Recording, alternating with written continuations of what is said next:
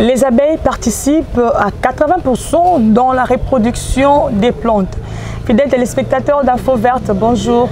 Nous parlons de l'apiculture. L'apiculture comme thématique de l'émission d'aujourd'hui. Je suis avec l'apiculteur Midon Cholé, à qui je dis bonjour monsieur Midon. Bonjour madame. Vous allez bien? Monsieur Midon Cholé. Très bien. Alors nous parlons de l'apiculture. Vous êtes apiculteur, c'est-à-dire quoi apiculteur? Bon, apiculteur, c'est celui qui élève les abeilles. Donc vous êtes éleveur des abeilles? Oui. Vous avez fait des études sur ça? Oui. Et ça se passe comment l'apiculture? Comment on peut comprendre ça, élever les abeilles? Parce que les abeilles croissent à l'air libre. Non, je ne sais pas, elles croissent dans la forêt. Mais est-ce qu'on peut aussi faire la culture des abeilles? C'est possible? Oui, c'est possible madame. Et ça s'est fait comment? Bon, l'apiculture, c'est une filière de l'intensification agricole. Ok. Ce sont aussi des espèces que nous devons protéger. Attends, quand vous dites filière de l'intensification agricole, c'est une branche qui est contenue dans le projet Maindombe Red Plus. Oui. Donc il faut préciser pour nos téléspectateurs qui ne comprennent pas certainement ça. Merci beaucoup. Ok. La société ERA Congo a plusieurs services. Nous avons les services de l'intensification agricole où je travaille, Ok. mais je travaille plus précisément sur la filière de l'apiculture. Ok. L'apiculture, c'est l'élevage des abeilles. Ok. Bien que les abeilles soient l'espèce en danger, mais il est très important de les protéger. Pourquoi espèces en danger? Parce qu'ils sont agressifs. Ok. Ils sont agressifs, Ok. mais il est très important de les protéger. Car protéger les abeilles, c'est protéger la biodiversité. Et pourquoi on peut faire l'élevage des abeilles? Si ce n'est pas intéressant d'aller récupérer, comment dire, Récolter les miels. récolter les miels dans la forêt par exemple, au lieu de faire l'élevage des abeilles, avec leur agressivité. Vous ne trouvez pas que c'est un danger? Oui, c'est un danger, mais après avoir reçu plusieurs formations, ça sera aussi facile parce qu'il y a des techniques qu'il faut faire pour les élever. Alors, je disais, pourquoi faire l'élevage des abeilles? Essayez un peu de nous expliquer, parce que je trouve que quelqu'un qui a besoin du miel, il peut aller dans une forêt par exemple, comme on a visité plusieurs forêts, là où, plusieurs villages je dirais, là où le projet Maindombe Red Plus est vraiment exploité. Est-ce que vous pouvez aussi, d'abord, d'entrée des jeux, pouvez nous citer déjà quelques villages où on a retrouvé l'apiculture que ERA Congo est en train de faire là-bas? Oui, nous avons le village Ikita. Ikita. Ikita, Ok. nous avons Kesenge, nous avons Lombe, nous avons vers Bolongo Loulé. Il y a encore un village là-bas. Comment on appelle ça? Bon, c'est pas grave. Isangilo. Isangilo, ok. Alors je disais, pourquoi faire l'élevage des abeilles avec tous les risques et surtout leur agressivité? Pourquoi ne pas aller seulement chercher le miel en pleine forêt au lieu de faire l'élevage? Essayez un peu de nous expliquer pourquoi. Oui. Pour quel but? Ok. Vous savez qu'aujourd'hui, le monde est touché par les problèmes de déforestation. Alors quand on part aller exploiter du miel sauvage dans les forêts, il y a beaucoup de risques. En même temps, nous perdons aussi d'autres espèces d'arbres par rapport à l'abattage pour récolter du miel. Pour revenir à votre question, il est important d'élever des abeilles. D'abord, il y a des aspects très importants pour l'apiculture. Il y a l'aspect économique. Quand on élève les abeilles, on récolte, on vend du miel, vous vous retrouvez avec quelque chose d'argent. À part ça, il y a aussi l'aspect environnemental où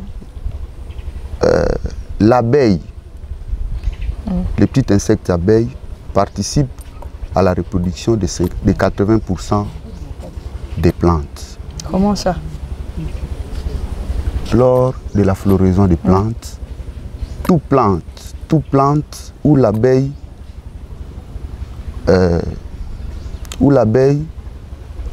veut aller récupérer les nectars ou soit féconder les fleurs ou soit féconder des fleurs. C'est ça ce qui permet à ce que cet arbre puisse produire des fruits. Ah bon. Je ne sais pas sur tous les arbres, je dirais. Les arbres, il y a une catégorie d'espèces d'arbres où on peut retrouver les abeilles, ou bien dans tous les arbres? Non, pas tous les arbres. Okay. Mais je vous dirais 80% d'arbres. Donc les 20%, c'est pour d'autres insectes. Des arbres fruitiers. Des arbres fruitiers, par exemple. Je dirais que même les manguiers, les safoutiers, l'avocatier, oui. Ça dépend aussi des abeilles. Oui. Ça s'est fait comment pendant la floraison? Pendant la floraison de cette plante. Ça s'est fait comment? Ça s'est fait comment? Quoi? Vous avez dit que tout arbre a besoin des abeilles pour la fécondation. La floraison ou la reproduction? Essayez un peu de nous expliquer si c'est possible. Lors de la floraison se fait chez l'arbre lui-même. La floraison Et maintenant, qu'est-ce que l'abeille va chercher là-bas dans l'arbre? Dans l'arbre, l'abeille va aller, il soutire, il retire les nectars. Hein? Ok, les nectars. Les nectars. Oui. Et puis, il injecte les polaires. C'est ça. Donc, le nectar, ça lui permet d'aller construire des rayons dans les ruchers. Et les pollens, c'est pour permettre à l'arbre de se reproduire. Donc, s'il n'y a pas d'abeilles, il n'y aura pas de reproduction des arbres? Non. Donc, quand on ne voit pas, est-ce que je me pose la question de savoir, ici nous sommes à Inongo, est-ce que dans les grandes villes, les arbres qui croissent là-bas dépendent aussi des abeilles? Oui. On peut retrouver les abeilles dans les grandes villes, comme à Kinshasa par exemple. Il y a aussi des abeilles là-bas. Ok. Je vais poser maintenant une question. Comment s'est fait l'élevage des abeilles? Pour commencer, qu'est-ce qu'on fait? Pour commencer l'élevage des abeilles, nous devons d'abord fabriquer des ruches. Ok. On fabrique des ruches et puis on part avec ça à la forêt dans un environnement qui vous permet, qui est possible pour cet élevage. Quel environnement par exemple?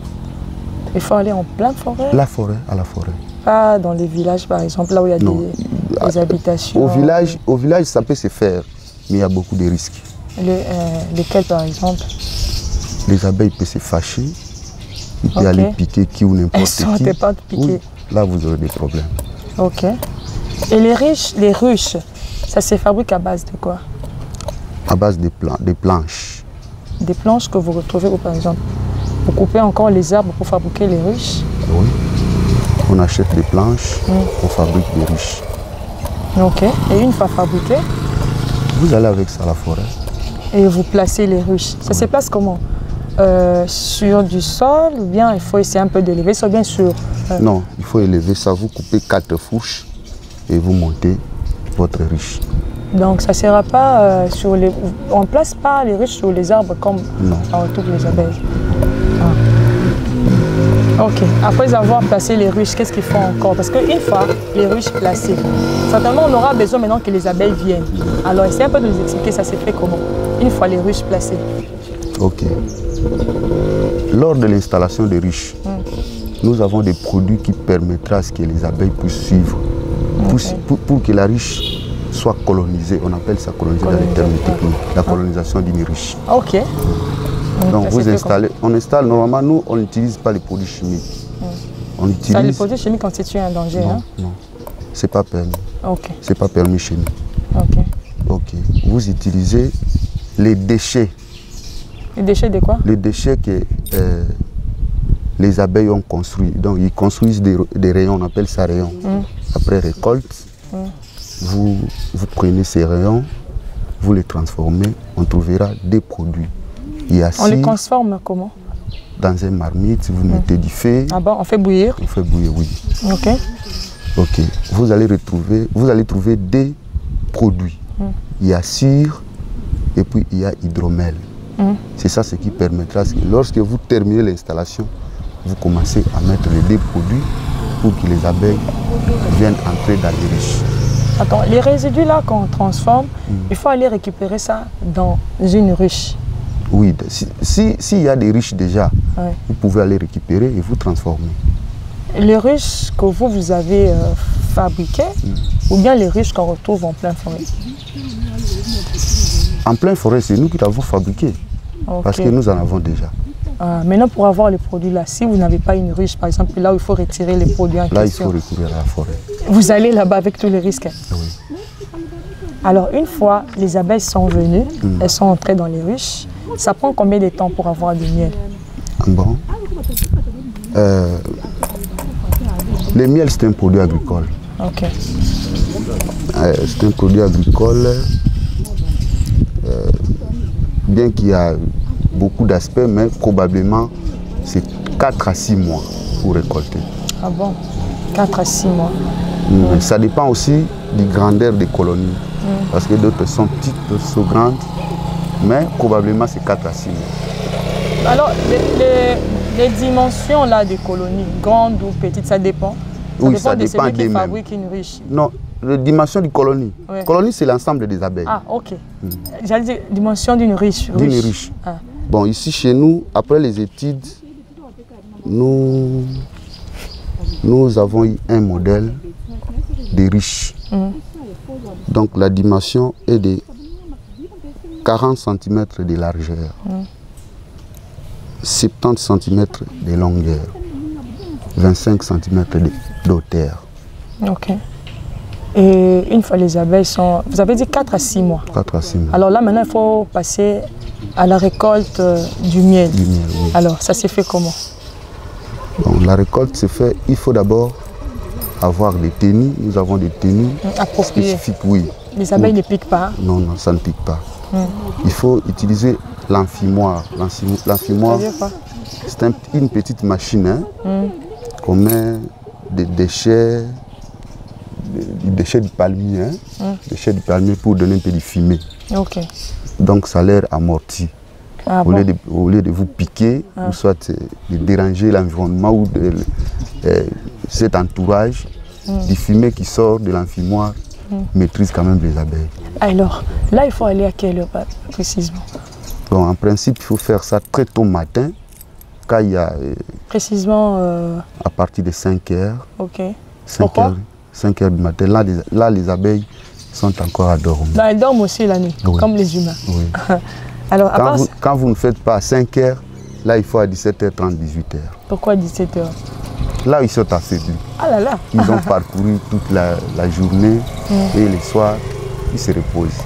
Et puis là, quand on arrive, tu mets la tenue et puis après, on allume l'enfumoir et puis après... On commence à ouvrir la ruche. Et puis on soutire le miel. On soutire le miel. On les prend comment? On met dans un seau, dans un bassin. Une ruche peut produire combien de quantités de miel? Une ruche de, ça veut dire 45 cm. Hein? 45 cm. Ça peut produire à peu près combien de quantités de miel? Bon, en principe, la production du miel dépend de l'environnement. Quand les arbres mellifères sont à distance, ils parcourent de longues distances. Vous voyez que l'abeille a une petite estomac qui est à l'extérieur de son corps, qu'on appelle jabot. Alors, quand il parcourt de longues distances, il perd aussi les éléments qui soutirent dans des fleurs, soit dans des plantes. Mais si l'environnement est approprié, soit on appelle ça dans les aires protégées, c'est-à-dire les forêts qui sont bien protégées.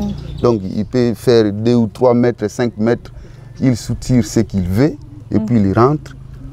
Là, parce que le miel ne se mesure pas en litres, mais le miel se mesure en kilos. Vous pouvez aller de 25 à 30 kilos de miel par ruche. Alors, avoir beaucoup de miel, si je peux me dire, ça permet de la quantité que les abeilles parcourent. Vous avez dit que quand ils partent à une longue distance, elles perdent certains éléments. Oui. Certains éléments, ce qui fait en sorte qu'elles ne donnent pas beaucoup de miel. Oui. Maintenant, comment faire pour protéger les abeilles, pour qu'elles ne partent pas? Il faut planter les arbres mellifères tout autour. Les arbres. Alors, je me dis, vous avez placé des ruches, les abeilles viennent, elles entrent. Maintenant, la journée, elles sortent. Ah bon? Oui. Et là, vous avez quand même l'espoir que même si elles partent, elles vont revenir. Oui, oui. Qu'est-ce qui va les attirer pour retourner encore dans la ruche? Ils sont organisés. Hein. Oui. Ils ont les reines. Ah Quand bon? la reine, oui, quand la reine est dans les riches, les ouvriers, les faux bourdons, Ok. c'est eux qui travaillent. La reine est là. Et il est bien gardé par les faux bourdons. Donc, Ah bon? en quelque La reine sorte, ne bouge pas? Non, lui ne bouge pas. Donc, elle reste là, elle ne bouge pas? Oui, non, elle ne bouge pas.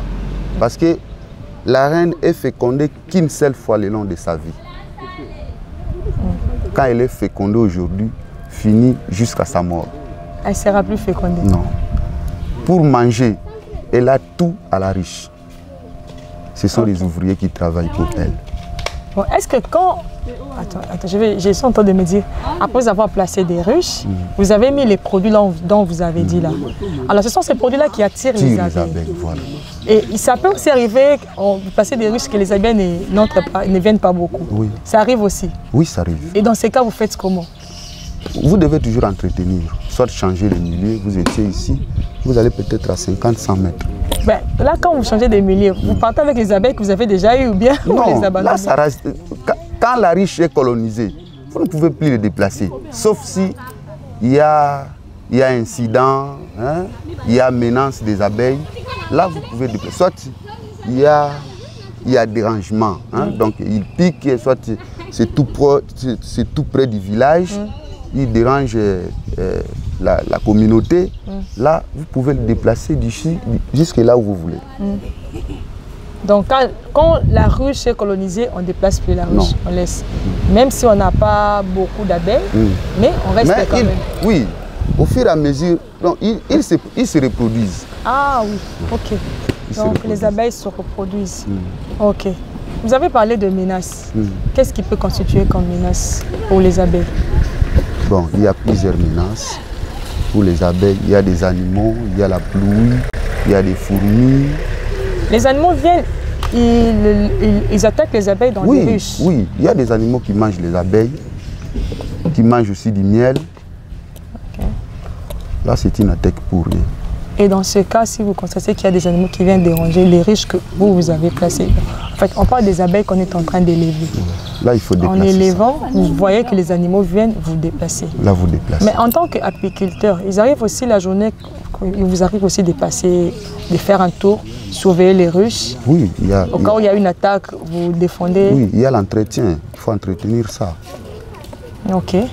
Et vous avez parlé de 5 heures pour comment on appelle ça? La récolte. Pour la récolte, ou de 17 heures. Alors dans les heures qui suivent là, 12 heures, 13 heures, il n'y a rien dedans. Il n'y a pas d'abeilles, il n'y a que la reine qui est restée. Non, ils sont là, ils font des tours. Ils font des tours, ils sont là. Mais elles pourquoi, font des va-et-vient. Oui, pourquoi pas faire la récolte pendant la journée? Là, ils sont très, très, très agressifs. Ok. Pendant la journée. Ok. Pourquoi? Elles sont agressives. Ils sont trop agressifs parce que là, ils travaillent. Ah. Ils sont toujours en mouvement. Ah bon. Ils peuvent vous piquer facilement. Alors, on parlait de... Là, on va maintenant parler de extraire du miel. Vous avez dit, vous prenez le miel, vous pouvez avoir 10 litres, hein? 20 kilos. 25 à 30 kilos de miel. Et pour l'élevage, après avoir extrait, récolté le miel, il y aura possibilité de venir encore pour faire une deuxième récolte. Oui. Après l'intervalle de combien de temps? C'est toujours 4 à 6 mois. Donc une fois la récolte finie aujourd'hui, vous devez attendre encore 4 à 6 mois. Ok. Ah, ça c'est intéressant. Alors, j'allais parler encore. Il y a combien de sortes d'abeilles qu'on peut retrouver? Est-ce que les mêmes abeilles qu'on retrouve, par exemple, j'ai parlé des grandes villes, ce sont les mêmes abeilles aussi qui produisent du miel? Oui. Il y a combien de sortes d'abeilles? Nous avons. Il n'y a pas des abeilles de la ville, les abeilles de la forêt? Nous avons que les abeilles mellifères. Les abeilles mellifères. Ici, en République démocratique du Congo et en Afrique?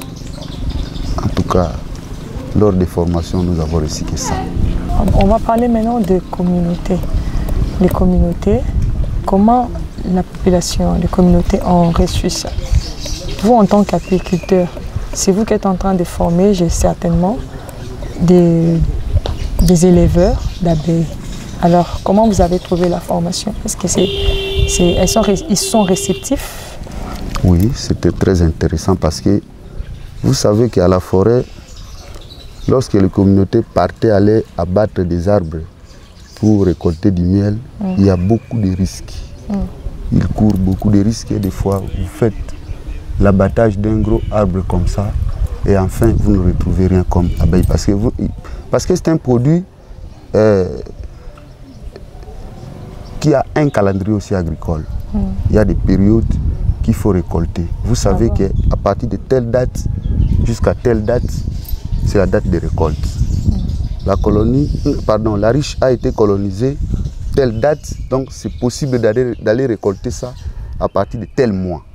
Mais à la forêt, c'est pratiquement impossible de surveiller, soit de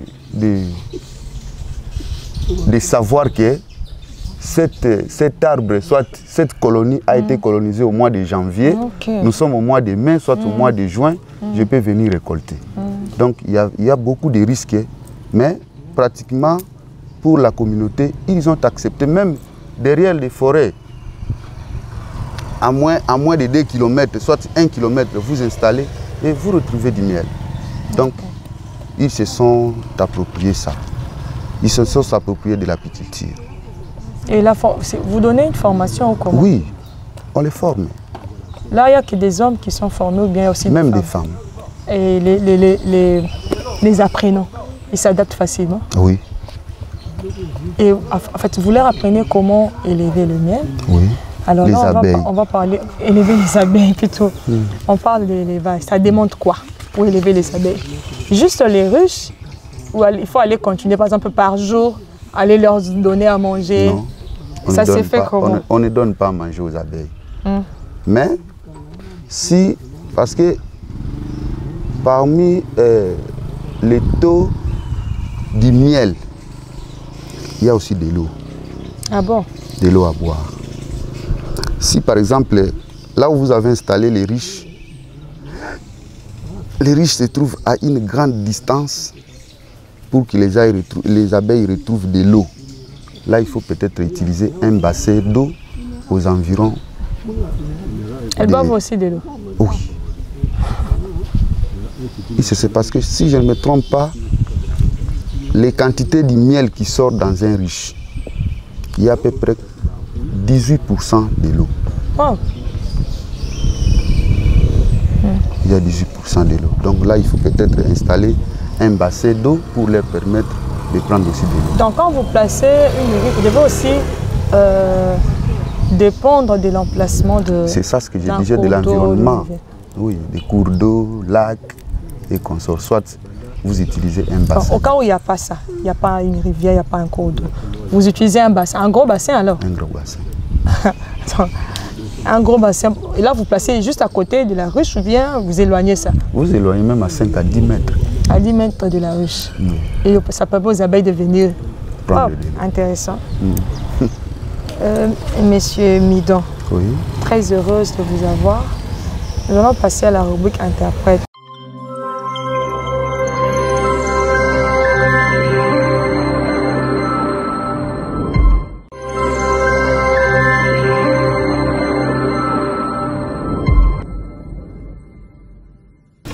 Apiculture, ezali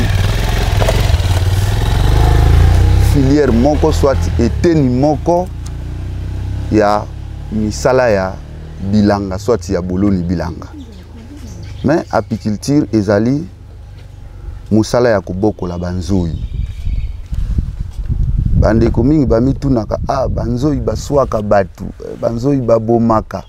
Ndenge nini mutu akoki kobokola banzoi? Oui, banzoi pe babokola bango na ba caisse auto salaka to bien kango bariche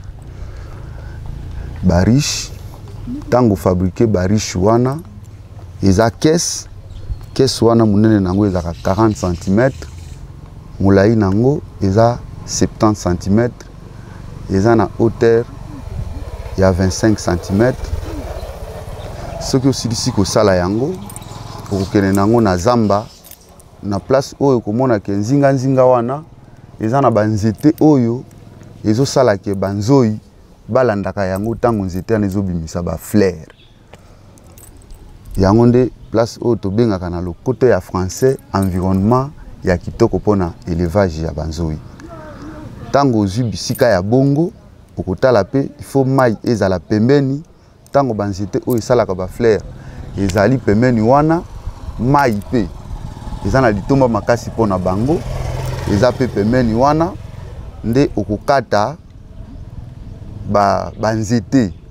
Tango kati banzete na yo minei 4 okotisa yango na se ya mabele ozwi batraverse mibale otie omatisi riche osilisi okangi tol mpo tol wana ekopermettre ke mai ekota na kati ya kesi na yo oyo ozobokola banzoi te. Na nsima na yango nde okozwa baproduit oyo totiaka hydromel na sire opompe na kati yango nde solo oyo ezobima ezosalaka banzoi soki bazalaki na place moko boye bamoni ke kuna esika baza ezosimba lisusu te nde bakoya balandi kesi na yo oyo otiaki banzoi bayekokota. Kobokola banzoi eza possible esalemaka. Nzoi eza na litomba makasi ya kobokola yango. Eza na litomba makasi ya kobokola yango po tango bokoli nzoi na suka koya olongoli mafuta ya nzoi, mafuta na nzoi okoteka yango epesi yo mwa misolo. Nyama wana ya muke ya nzoi ye pa azosunga na biso batu na banzete pona kobota na yango.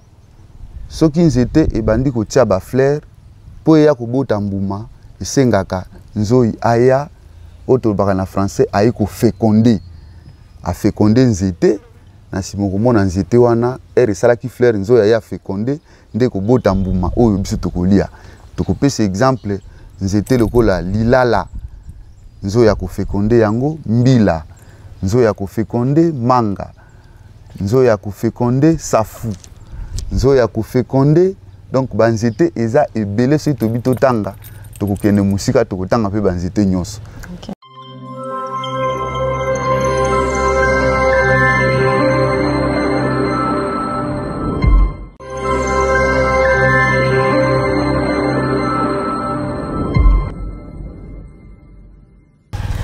Monsieur Midon, merci de répondre à notre invitation.